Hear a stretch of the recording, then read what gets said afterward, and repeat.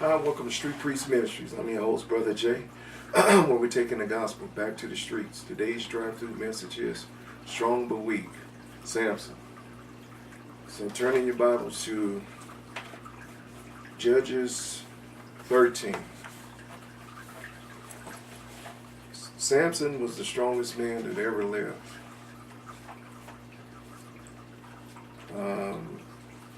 Never was there a man with such strength that lived in the earth. God wanted to make a point with Samson, and the truths are illustrated through his life that you can also tie into, because he was filled with the Spirit of God. And you can illustrate truth by his life story of what can happen to us when we allow temptation, or to flirt with temptation, more or less. I would say, instead of cutting it off, that it can overtake you if you continue to flirt with it. And that's basically the story of Samson, pretty much in a nutshell. How he entertained an individual that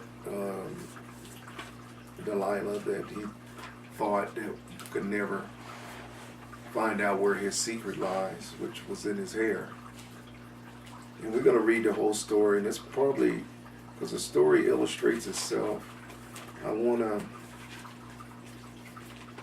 to pretty much read the whole story. So I'm going to illustrate some of the truths, but this will probably be a lot of reading that we do in this book, because it's a lot to be said. So it's about 2 chapters we'll read today, which might break a record here. And the children of Israel, this is Judges chapter 13, verse 1. And the children of Israel did evil again in the sight of the Lord, and the Lord delivered them into the hands of the Philistines for 40 years. So they would act up and start worshiping idols, Ashtoreth and Baal. And God would allow their enemies, normally the Philistines, but they had other enemies, he would deliver them into their hand and punish them like a rod. Now we're about to read about the parents of Samson. And there was a certain man of Zorah, of the family of the Danites. He was of the family of Dan, the tribe of Dan, whose name was Manoah. And his wife was barren and bare not. She couldn't have children. And the angel of the Lord appeared unto the woman, and said unto her, Behold, now thou art barren, and bearest not, but thou shalt conceive, and bear a son. Now therefore beware, I pray thee, and drink not wine nor strong drink, and eat not any unclean thing. Okay, so she was not to have any wine, no strong drink, and to eat nothing that went against what they were called their Levitical codes of untouchable foods, which they had a long laundry list of. No pork, no wild game, nothing like that. For lo, thou shalt conceive and bear a son, and no razor shall come upon his head. So this son was not to have his head shaved ever, because his strength lies in his hair. For the child shall be a Nazarite unto God from the womb. So he's separated unto God from birth. And he shall begin to deliver Israel out of the hand of the Philistines. This is another one of God's judges or deliverers. What this book is called, the book of Judges. And God would raise up a judge or a deliverer after they was punished for so long.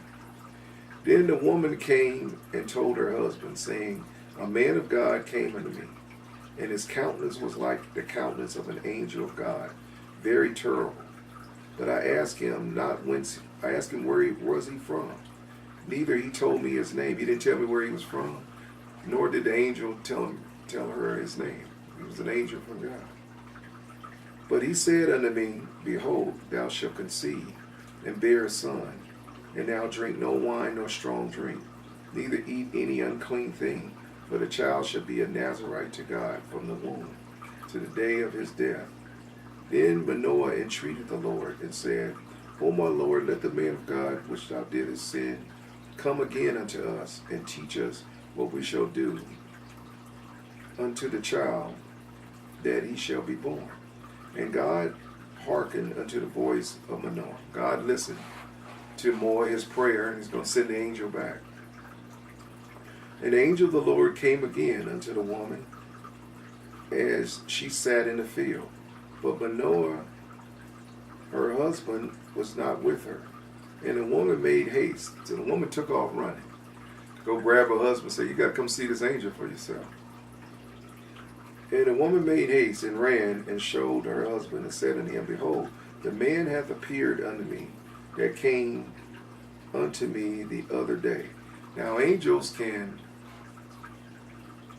shift shape and appear as a man. Ordinary Bible even talked about beware of strangers, because you could be entertaining an angel. There's been many stories you can probably Google on the internet of men that appeared out of nowhere and saved people in various circumstances. And they look like men. So they can disguise themselves as ordinary men.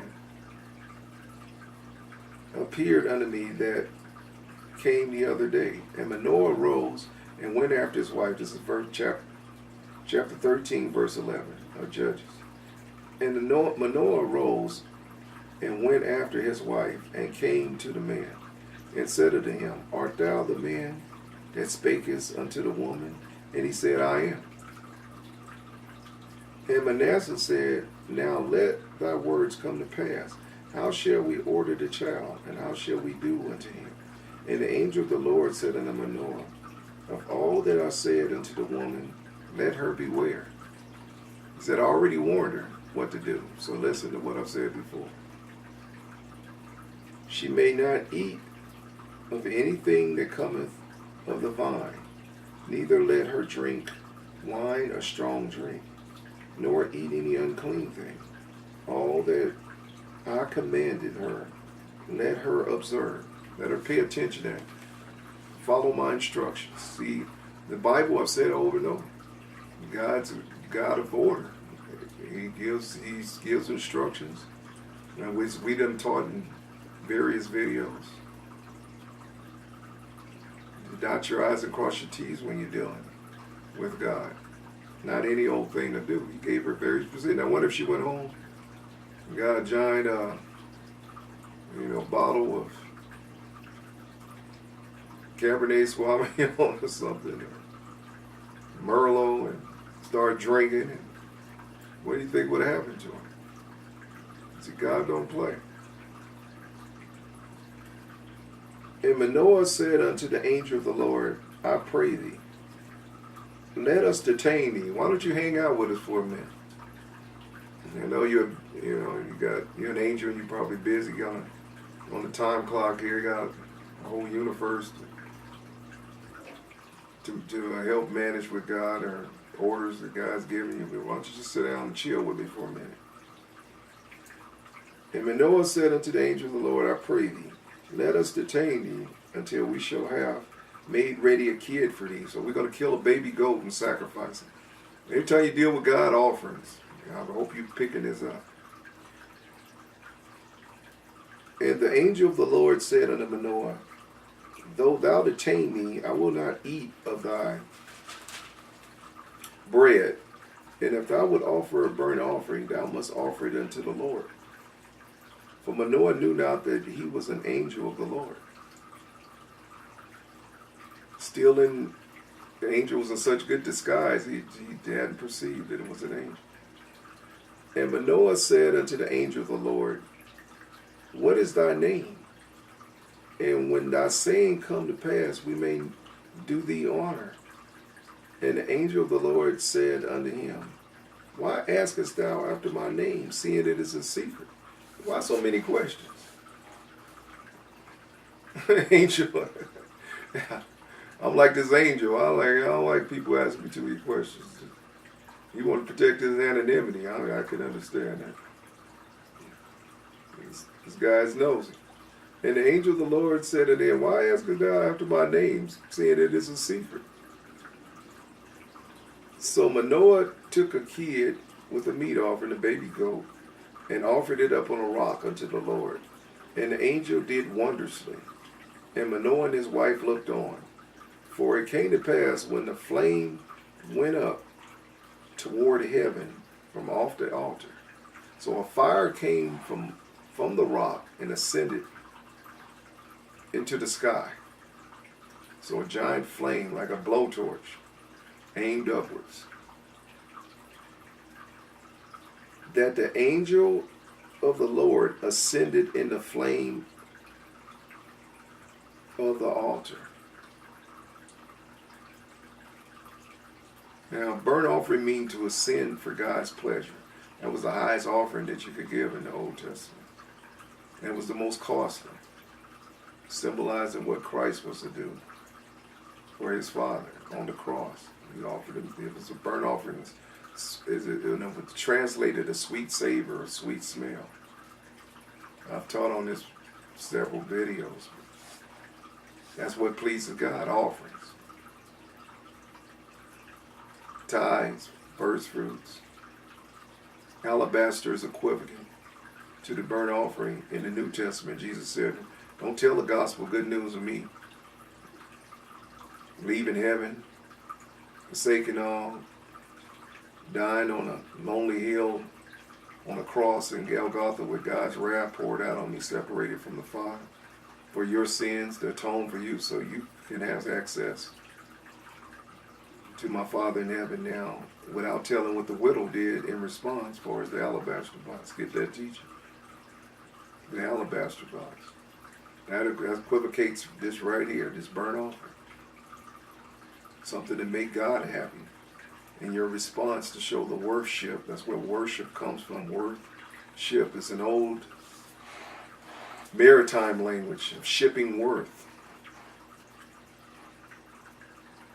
to the one that you're showing love for. Worship, shipping worth, value. Nothing like material things that show value. Something that means something to you, that you testify. It's where the word comes from, testy, to die. Testy.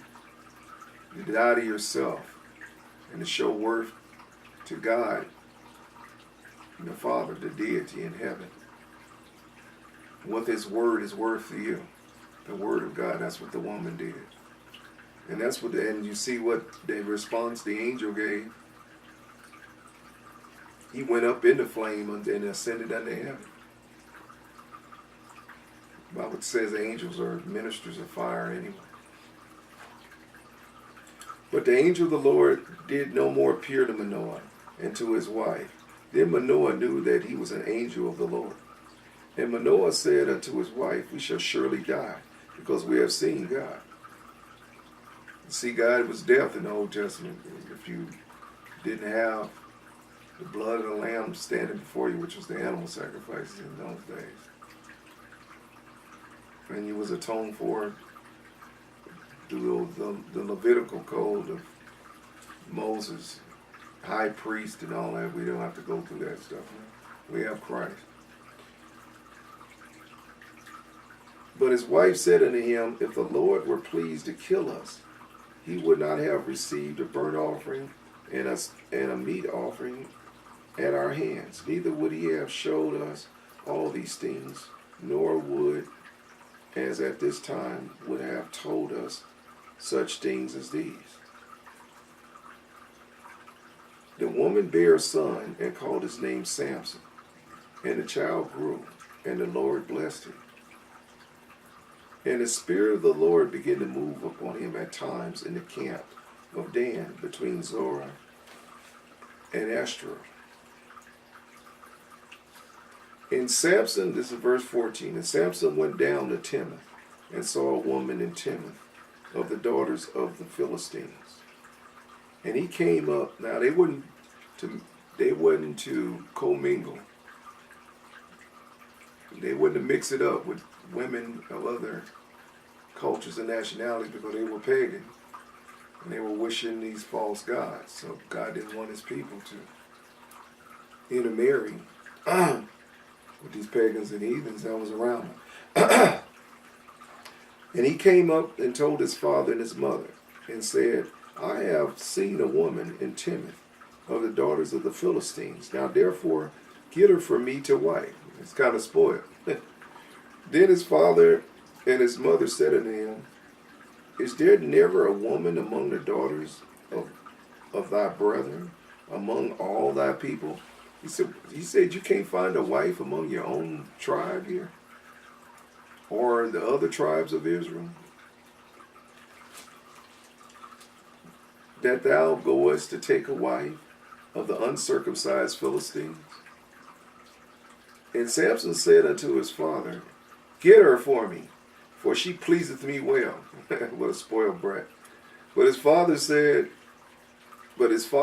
and his mother knew not that it was the Lord, that it was of the Lord, that he had sought an occasion against the Philistine. So the Lord put in his heart to lust after Philistine women. So he was turned on by Philistine women because it came from the Lord. Because the Lord wanted to kill, he wanted to destroy the Philistines. And Samson was the destroyer. He was going to see him. So in order to get in good with him, he had to get in good with the Philistines. See, God's ways are not our ways. Now remember, God had said for them not to mingle with the women from the uncircumcised nations. Now he put on Samson's heart to intermingle for a mission. See, God is not boxed in. That's why we teach a street preaching. You make void the word of God by your traditions. What you going to do with this is? See, the Bible seems to contradict itself a lot. But not really. Because God's not in a box. You're not going to box my God up. He does what he want to do, when he want to do it. He is God.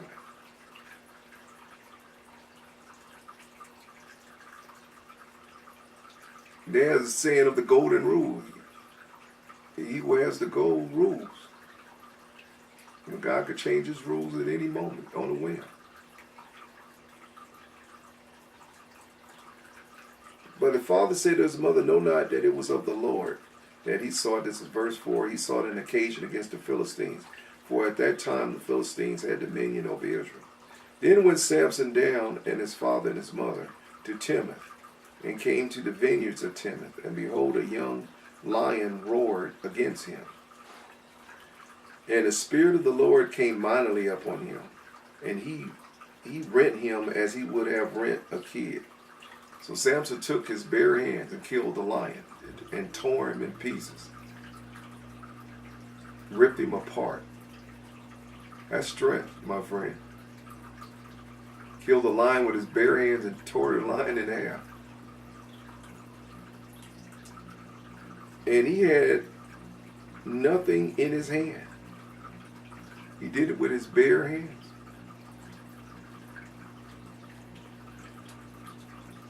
But he told not his father or mother what he had done. And he went down and talked with the woman, and she pleased Samson well.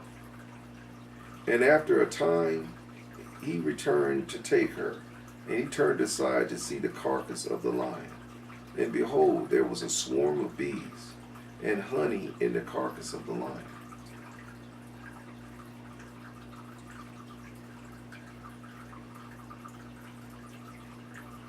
Symbolic of the death of the strong, something sweet was to come forth.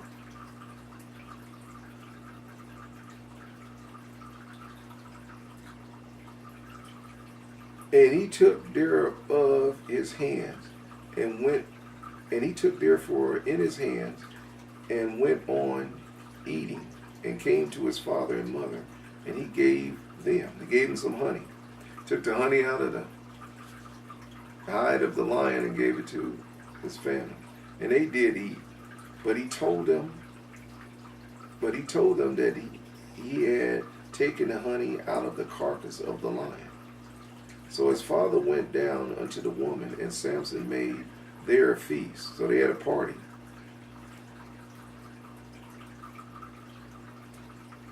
And Samson made a feast, for so used the young men to do.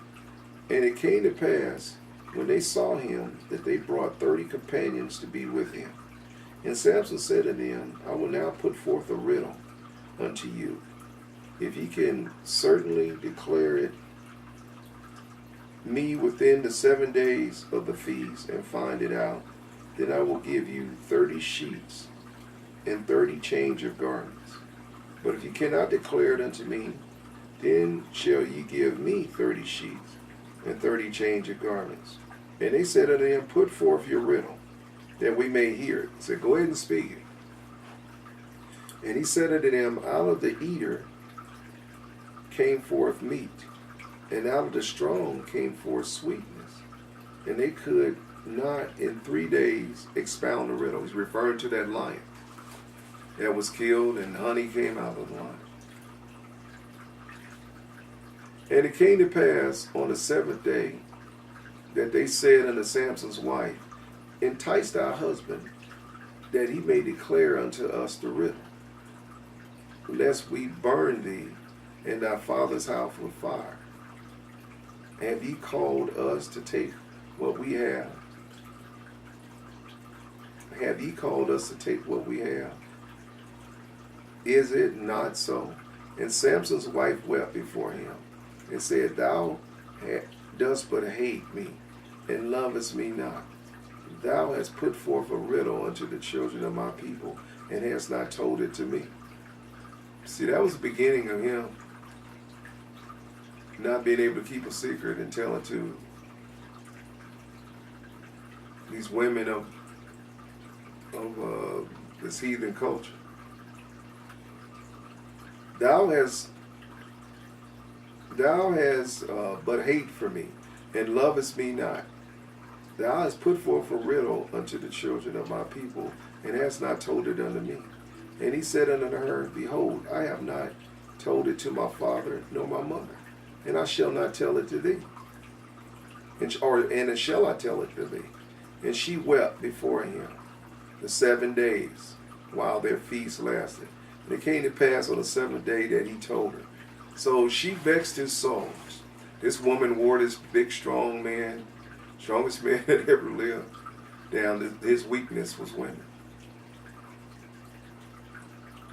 And she wept before him all those days, and while the feast was lasting. And he ended up telling her the riddle. Verse 18. And the men of the city said unto him on the 7th day, before the sun went down, What is sweeter than honey, and what is stronger than a lion? And he said unto them, If ye have not plowed with my heifer, you would have not found out my riddle. He said, I know my woman told you. And the Spirit of the Lord came upon him, and he went down to Ashkelon, and slew 30 men of them, and took their spoil, and gave change of garments unto them, which expounded the riddle, and his anger was kindled, and he went up to his father's house. But Samson's wife was given to his companion, whom he had used as his friend. But it came to pass within a while after, in the time of the wheat harvest, that Samson visited his wife with a kid. And he said, I will go in unto my wife into the chamber. But her father would not suffer him to go in. And her father said, I verily thought that thou hast utterly hated her. Therefore I gave her to thy companion. Is not her younger sister fairer than she? Take her, I pray thee, instead of her. And Samson said concerning him. Now, he waited so long that the guy married off his daughter to another man. He said, you took so long and I thought you hated her. So I gave her away to another guy he had married. So Samson's pissed off. And Samson said concerning them, now shall I be more blamed, less than the Philistines, though I do to them this pleasure. And Samson went and caught 300 foxes, and took the firebrands, and turned tail to tail. So he tied the tails of the foxes, and put a firebrand in the midst of the two tails. So he's going to light their tails on fire, and they're going to run through these wheat fields and spread, and burn up their wheat. That's a pretty quick way of burning up the whole harvest. And when he had set the brands on fire, he let them go into the standing corn of the Philistines, and burn up both the stalks and also the standing corn, with the vineyards and the olives. So the Philistines said, who have done this? And he answered, Samson, the son-in-law of Timnath, because he had taken his wife and given her to his companion. And the Philistines came and burnt her and her father with fire. He was ruthless back in them days. So they killed his wife and the father with fire and burnt them both. And Samson said unto them, though ye have done this, yet I be avenged of you, and after that I will cease. And he smote them hip and thigh with a great slaughter. And he went down and dwelt in the top of the rock of Ephraim. And the Philistines went up and pitched in Judah, and spread themselves in Lehi. And the men of Judah said, why are ye come up against us? And he answered, to bind Samson are we come. They didn't know why their armies were gathering. So they said, what's going on? He said, because of Samson, we're going to capture him. To bind Samson, we are come up, and to do him as he has done to us. Then 3,000 men of Judah went to the top of the rock of Ephraim, and said to Samson, knowest thou not that the Philistines are rulers over us? Don't you know that they're over us, that we have to bow down to them and give homage to them? Don't you understand that? They're the boss. What is it that thou hast done to us? He said, why are you getting us in trouble with them?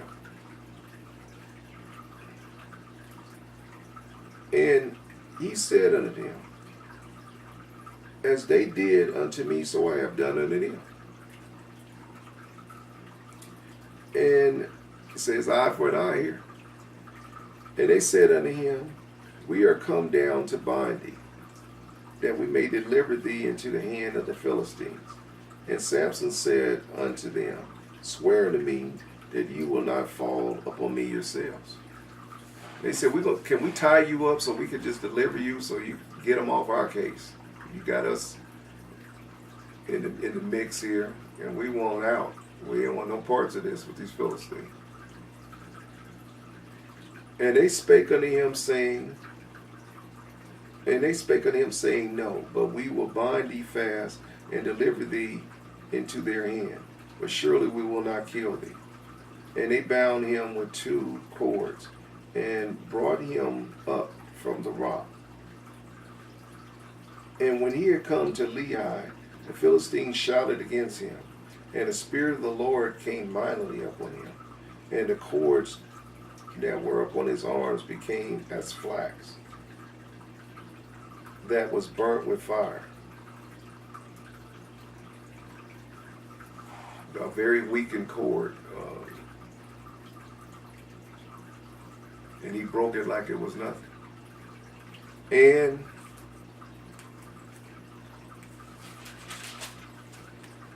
his hands loosed off, and the bands loosed off his hands. So he broke the bands asunder. And he found a new jawbone of an ass. This is a jackass that died a long time ago. Well, actually, no, not too long ago, because it was a new jawbone. Excuse me. And he found a new jawbone of an ass, and put forth his hand, and took it, and slew 1,000 men with it. With a jawbone of ass in his hand, he killed 1,000 men. I mean, that'll put Bruce Lee to shame what he did. Samson was greater than Bruce Lee. Like I said, he was the strongest, greatest warrior, single man that ever lived. Pound for pound, Samson.